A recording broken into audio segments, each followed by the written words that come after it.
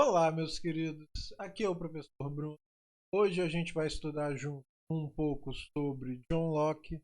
Pega o seu caderno, pega a sua caneta, porque esse cara aqui é importante não só para a filosofia, mas ele também pode ser bastante interessante para você utilizar na sua redação. Então, vamos lá. Vamos começar pelo começo. Quem é e quais são as principais ideias de John Locke? Locke viveu em um período de intensos conflitos políticos e religiosos. Ele era apenas um garoto quando o rei Charles I foi executado e um adulto quando outro rei, James II, foi derrubado e forçado ao exílio. Ele era um jovem contemporâneo de Hobbes, mas viveu em um período de imenso conflito civil e guerra. Locke passou vários anos em Oxford, na Inglaterra, enquanto estudante e era suspeito de defender ideias políticas radicais, mas era tão cuidadoso em expressar essas ideias que nem aqueles mais próximos a ele sabiam com clareza quais eram as posições que Locke defendia. O coordenador do colégio residencial de Locke em Oxford, o Colégio Balliol, descreveu-o como taciturno, pois ele não conseguiu descobrir, através de perguntas, as opiniões de Locke acerca da política e religião. Locke era secretário privado e médico de um homem chamado Anthony Ashley Cooper, conhecido como Lord Shaftesbury, que tinha um círculo de seguidores políticos que eram oponentes da monarquia e que foram forçados ao exílio em 1683. Locke os acompanhou no exílio. Ele passou vários anos na Holanda antes de retornar para a Inglaterra, pouco antes da Revolução Gloriosa, onde seu livro, o segundo tratado sobre o governo civil, foi publicado e onde ele morreu em 1704. É difícil acreditar que um pequeno livro de pouco mais de 100 páginas, escrito por Locke, possa ter consequências que mudaram o mundo. Qualquer pessoa que duvide da importância, da influência de ideias políticas na história, deveria observar a influência de John Locke. Seus escritos foram completamente absorvidos e adotados por Thomas Jefferson, quando ele escreveu a Declaração de Independência Americana. De modo que Locke parece ter se tornado uma espécie de pai fundador dos Estados Unidos. O mesmo se aplica a qualquer outro governo constitucional, entre eles o Brasil. John Locke defende a tese da liberdade e igualdade naturais entre os seres humanos. Nossos direitos naturais em relação a coisas como a vida, a liberdade e a propriedade. A ideia de que o governo, ao menos o governo legítimo, é governado através do consenso. Que o governo legítimo é necessariamente limitado e um governo limitado é constituído através da separação de poderes.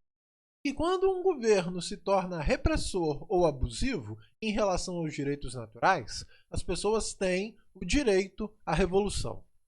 Em adição a isso, Locke foi um famoso defensor da tolerância, especialmente a religiosa. Seu nome é sempre ligado às ideias que hoje chamamos de democracia liberal ou constitucional. Ele dá ao Estado constitucional moderno a sua expressão mais familiar. A obra de Locke foi influenciada, de várias formas, por Maquiavel, que morreu aproximadamente um século antes do nascimento de Locke. Mas, mais importante, outro escritor inglês chamado Thomas Hobbes foi essencial para Locke. Assim como Thomas Hobbes, John Locke também se utiliza do conceito de estado de natureza. Qual é a diferença entre Locke e Hobbes sobre o estado de natureza? Como o ser humano é na ausência de autoridade? O estado de natureza, segundo Locke, não é uma situação amoral, tal como é em Hobbes. não é simplesmente uma condição de guerra de todos contra todos.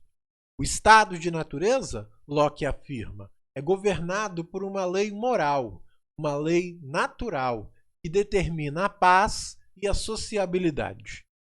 Existe uma lei moral na natureza que determina que ninguém deve ferir outra pessoa na sua vida, liberdade e propriedade. Esta lei natural, Locke afirma, determina a paz e a preservação de toda a humanidade. A lei natural declara, segundo Locke, que somos obras de um Criador onipotente e infinitamente sábio. E, enquanto tal, nós temos o dever de não ferir ninguém em suas vidas, liberdades e propriedades. No entanto, é importante observar como o mandato de preservar a paz para toda a humanidade se transforma em um direito de autopreservação. Por propriedade, Locke não significa simplesmente os objetos que se tornaram nossas propriedades. A propriedade está fundada, antes de tudo, em nossas pessoas, em nossos corpos. Todos nós começamos a vida com uma certa propriedade em nós mesmos. Propriedade, para ele, implica mais que posses, mas tudo o que engloba nossa vida, liberdade e propriedade. A liberdade que aproveitamos no estado de natureza rapidamente leva ao seu abuso e se torna a base da necessidade do governo civil. Como Locke compreende a natureza humana? A visão de Locke acerca da natureza humana é de que somos animais que adquirem propriedade. Aristóteles dizia que somos animais políticos por natureza. Locke dizia que somos seres que adquirem propriedade. Nossa reivindicação por propriedade deriva do trabalho. O fato de que gastamos nosso trabalho em algo nos dá a posse dele. O trabalho cria valor e é, portanto, a fonte de todos os valores.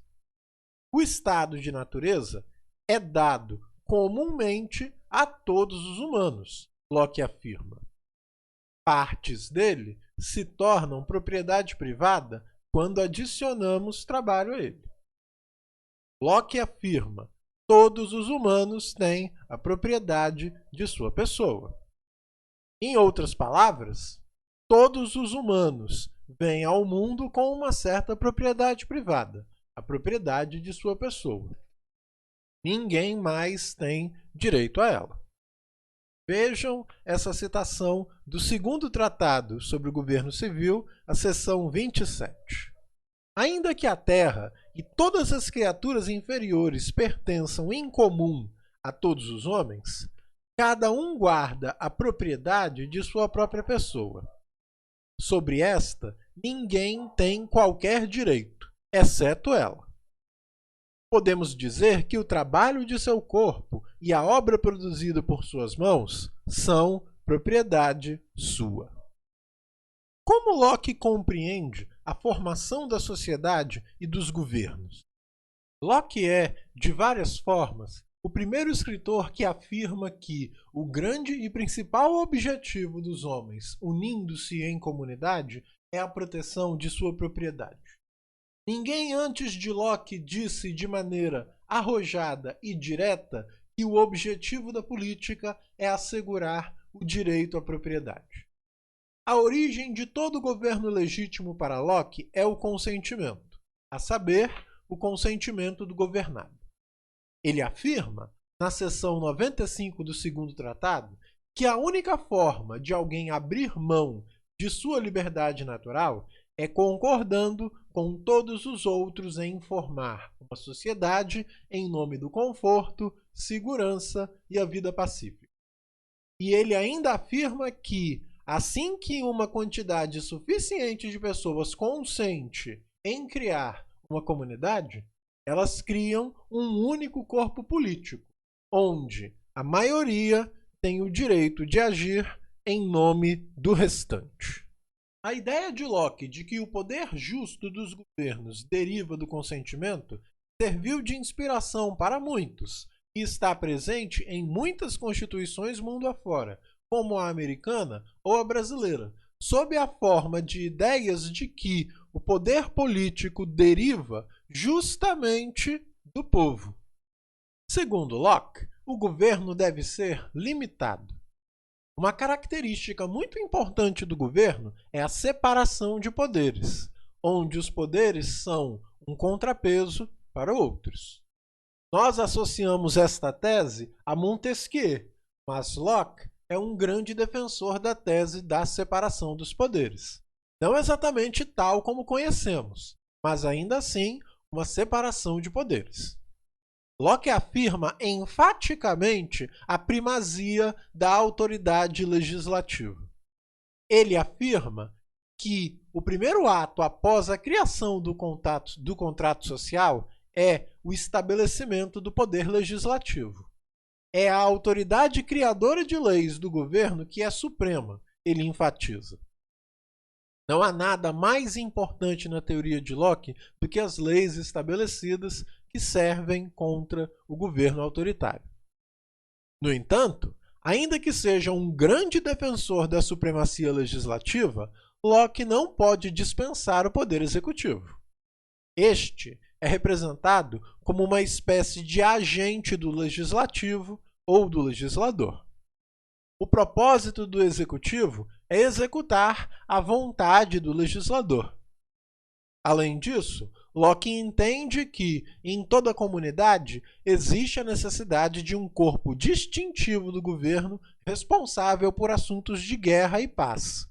Locke chama isso de poder federativo. Revolução? O direito à revolução também é natural para Locke. Apesar de defender a limitação dos poderes, Locke observa que o poder executivo não pode ser limitado por leis anteriores a eles e que deve ser entregue à prudência e sabedoria daqueles que trabalham para o bem público. Em outras palavras, Locke parece sugerir que esta parte do governo pode operar mesmo contra a lei, desde que em nome do bem público. É impossível prever, através da lei, todos os acidentes que podem acontecer e que dizem respeito ao público. De modo que, para lidar com emergências e contingências, o executivo deve ter o poder de agir em nome do bem público, na ausência ou mesmo contra a lei. Locke chama este conceito de prerrogativa. Como balanceamos este argumento acerca da prerrogativa do poder executivo com o argumento do poder constitucional e da supremacia do legislativo? Nossa inabilidade de produzir regras que se aplicam a todos os eventos possíveis nos obrigam a deixar um grande poder nas mãos do executivo, em nome do bem público. Um dos exemplos que Locke dá desse poder é doméstico. No caso de um incêndio em uma cidade, muitas vezes é necessário, segundo Locke, que os bombeiros derrubem uma casa de uma pessoa inocente para impedir que o fogo se espalhe para outras coisas. Este ato visa o bem público da comunidade, ainda que seja uma violação de seus direitos de propriedade. Locke entende isto enquanto o executivo, utilizando a prerrogativa em nome do bem público. Locke está claramente atento quanto ao potencial abuso deste tipo de prerrogativa. Ele pergunta: quem será o juiz que poderá julgar se a prerrogativa está sendo corretamente usada? Nestes tempos de grande crise constitucional entre poderes conflitantes do governo, não há juiz na terra. Ele diz que as pessoas não têm outro remédio além de apelar ao céu. O que Locke quer dizer com isso? Será que as pessoas devem cair de joelhos no chão e começar a rezar? Não. Por apelo aos céus, Locke aponta para o direito do povo de dissolver o governo. Ele aponta isto exatamente no fim do segundo tratado sobre o governo civil. Este apelo aos céus se refere à rebelião e à necessidade de criação de um novo contrato social. Locke está tentando manter coesa a crença na santidade da lei e a necessidade da prerrogativa de transgredir a lei. Uma das principais fontes para pensar sobre muitos dos problemas constitucionais hoje, no que dizem respeito ao direito à privacidade, qualquer outro tipo de direitos dos cidadãos, pode ser encontrado nos últimos 5 capítulos do segundo tratado. Locke afirma que o cidadão possui direito à revolução. Então agora vamos aos finalmente. Quem é John Locke? Quais são as suas ideias? Locke é um tipo de pensador que desafia simples classificações. Ele não é um democrata ou um democrata radical, ou um constitucionalista conservador, ou mesmo libertário, ou mesmo um revolucionário, ainda que seja herói de todos esses grupos. Não há dúvida, no entanto, de que ele deu ao Estado constitucional moderno a sua expressão definitiva.